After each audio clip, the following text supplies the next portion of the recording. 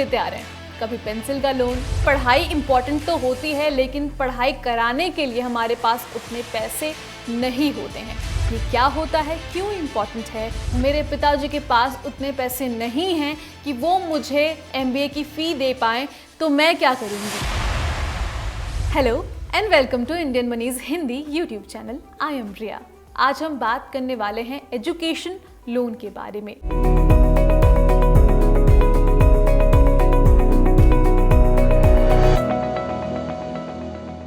ये क्या होता है, क्यों इम्पॉर्टेंट है, और टॉप 10 बैंक्स के बारे में बताएंगे, प्राइवेट बैंक्स जो आपको एक बेहतर इंटरेस्ट रेट पर लोन प्रोवाइड कर रहे हैं। तो सबसे पहले हम जानेंगे कि लोन क्या है, एजुकेशन लोन क्या है, उसकी इम्पोर्टेंस क्या है, ये सब कुछ।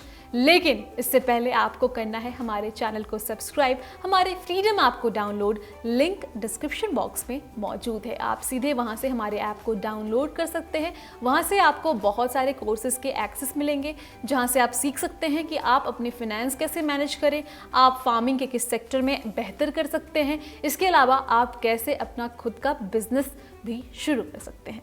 तो चलिए आप वीडियो को शुरुआत करते हैं और सबसे पहले आपको बताते हैं लोन क्या होता है। दोस्तों, लोन क्या होता है, इस सवाल का जवाब शायद आप सभी को पता है। बचपन से ही हम लोन लेते आ रहे हैं, कभी पेंसिल का लोन, अगर हम स्कूल में हैं तो वहाँ अपने क्लासमेट से पेंसिल मांग लिया और कह दिया कि चलो तुम्हें वापस कर दूंगा बाद में। वो एक लोन ही है ना, हम किसी से कुछ सामान ले रहे हैं, टाइप ऑफ लोन, और उन्हें वादा कर रहे हैं कि हम उसे रीपे करेंगे, उन्हें वापस कर देंगे। लाइक दैट बचपन से ये चीज़ें चलती आ रही है हमारी ज़िंदगी में, क्योंकि जब भी आपको किसी चीज़ की ज़रूरत पड़ती है तो आप किसी और से लेते हो, अगर आपके पास नहीं होता है तो। This is loan, a kind of loan. But अब टिपिकली लोन की बात कर ले तो आजकल लोन का जो सीधा मतलब यही है कि आप पैसे उधार ले रहे हो एक प्रॉपर इंटरेस्ट रेट पर, और उसके बाद उन्हें रीपे कर रहे हो उस रेट के साथ। तो इसे कहते हैं हम लोन लेना और लोन को रीपे करना। अब एजुकेशन लोन क्या होता है? कई बार ऐसा होता है कि हम एक ऐसे परिवार, एक ऐसे माहौल से बिलोंग करते हैं जहां पर पढ़ाई इम्पॉर्टेंट तो होती है, लेकिन पढ़ाई कराने के लिए हमारे पास उतने पैसे नहीं होते हैं। अब जैसे मुझे अगर MBA करना है और मेरे पिताजी के पास उतने पैसे नहीं हैं कि वो मुझे MBA की फ़ी दे पाएँ, तो मैं क्या करूँगी? मैं एलिजिबल होती हूँ एजुकेशन लोन लेने के लिए। मैं एक स्टूडेंट हूँ, मैं पढ़ना चाहती हूँ और मैं लोन लेकर फिर अपनी पढ़ाई पूरी करती हूँ। एजुकेशन लोन यानी कि पढ़ाई के लिए लिए जाने वाले लोन्स। बहुत सारे गवर्नमेंट इंस्टीट्यूट्स जो हैं वो एजुकेशन लोन प्रोवाइड करते हैं। एक स्टूडेंट्स क्रेडिट कार्ड भी है जो एक ऑप्शन में आता है, जहाँ पर बच्चों को जो है वो कुछ एक प्रॉपर अमाउंट दिया जाता है। लेकिन कई बार ऐसा होता है कि आप एक ऐसे फील्ड में जाना चाहते हो जहाँ पर आपको ह्यूज अमाउंट चार्ज किया जाता है, तो इसके लिए आप जो है लोन ले सकते हो। तो आज मैं आपको 10 प्राइवेट बैंक्स के नाम बताने वाली हूँ, इंटरेस्ट रेट बताने वाली हूँ कि वो कितने इंटरेस्ट पे आपको जो है अमाउंट चार्ज करते हैं, ताकि आप फ्यूचर में उसे रीपे कर सको। तो सबसे पहले हम बात करते हैं HDFC बैंक की। काफ़ी पॉपुलर बैंक है, हर कोई जानता है इस बैंक के बारे में। और यहाँ जो इंटरेस्ट रेट आपसे चार्ज किया जाता है एजुकेशन लोन पर, वो है 9.25% टू 13.68%। इतने तक के आपके चार्ज किए जाते हैं, यानी कि आपको इस इंटरेस्ट रेट के साथ अपने बैंक को लोन रीपे करना होगा। आप EMI ले सकते हैं, वो हम बाद में बताएंगे कि आप कैसे उसे कैलकुलेट करोगे। इसके अलावा आपको बता दें कि डिपेंड करता है कि आपका टेन्योर कितना है। अगर आप 1 साल का लोन ले रहे हो, 2 साल का ले रहे हो, 3 साल का ले रहे हो, तो इंटरेस्ट रेट जो है वहाँ पे डिफर भी कर सकता है और उसके अकॉर्डिंग आपको अमाउंट जो है वो लग सकता है। दूसरा है एक्सिस बैंक। एक्सिस बैंक आपको चार्ज करती है 13.70% से 15.20% का इंटरेस्ट रेट, यानी कि अगर आप एजुकेशन लोन ले रहे हो एक्सिस बैंक के थ्रू, तो आपको इतना इंटरेस्ट जो है वो देना पड़ेगा अपने बैंक को लोन रीपेमेंट करने के दौरान। दोस्तों, ये सभी टॉप बैंक्स हैं जो मार्केट में मौजूद हैं, जो आपको इतने कम इंटरेस्ट रेट पर जो हैं वो एजुकेशन लोन प्रोवाइड कर रहे हैं। लेकिन इसके अलावा बहुत सारे पब्लिक बैंक जो हम कहते हैं, या फिर और भी जगह ऐसे मौजूद हैं जहां से आपको एजुकेशन लोन मिलता है, लेकिन शायद वहां पर इतना हैवी अमाउंट ना मिले। लेकिन ये जो प्राइवेट बैंक्स हैं, 10 प्राइवेट बैंक्स हैं, वो आपको हैवी अमाउंट भी देते हैं। तो अगला है कोटक महिंद्रा बैंक। यहाँ पर आपको 12.33% से 16% तक का का इंटरेस्ट रेट चार्ज किया जाता है। यानी कि अगर आप कोटक महिंद्रा बैंक के थ्रू ये लोन ले रहे हो तो आपको एडिशनल इतना % जो है वो देना पड़ेगा। आपको हम बताएंगे एक पर्टिकुलर अमाउंट के थ्रू भी कि आपको कितना टोटल इंटरेस्ट लगेगा और आपके जो टोटल अमाउंट निकल कर आएंगे, यानी कि मान लो अगर आप 50,000 रुपए ले रहे हो, उसमें आपको 10% का इंटरेस्ट रेट है, तो टोटल अमाउंट कितना रीपे करना पड़ेगा, ये सब कुछ हम आपको आगे बताएंगे डिटेल में, तो उसके लिए आप वीडियो से बने रहें।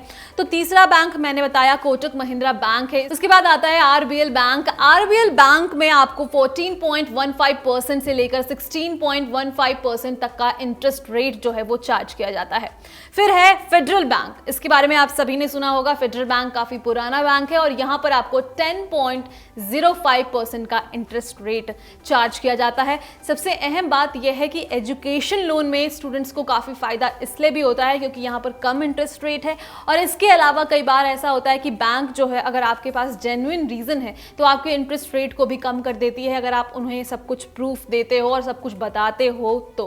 क्योंकि उस वक्त आप एक स्टूडेंट होते हो और ये पॉसिबल नहीं होता है कि तुरंत अपनी पढ़ाई कंप्लीट कर कर आप जो है वो जॉब करने लगो। ऐसा सिचुएशन बहुत लोगों के साथ आता है। ऐसे में बैंक जो है आपके साथ रहती है और आपको ये विश्वास भी दिलाती है कि जब तक आपके पास जॉब ना हो आप उसे जो है रीपे ना करो, या फिर कम इंटरेस्ट रेट के साथ रीपे करो, या फिर ईएमआई का जो टेन्योर है वो उसे बढ़ा देते हैं फॉर योर हेल्प।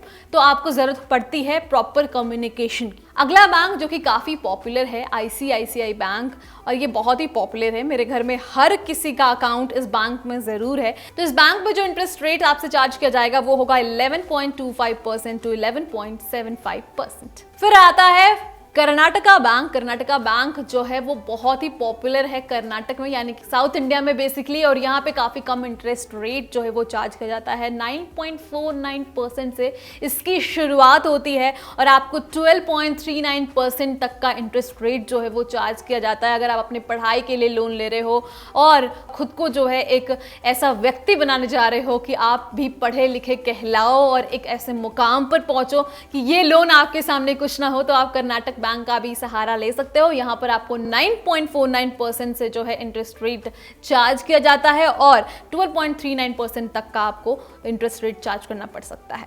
फिर हम बात करेंगे यस बैंक की। यस बैंक मतलब हाँ bank. I am just joking.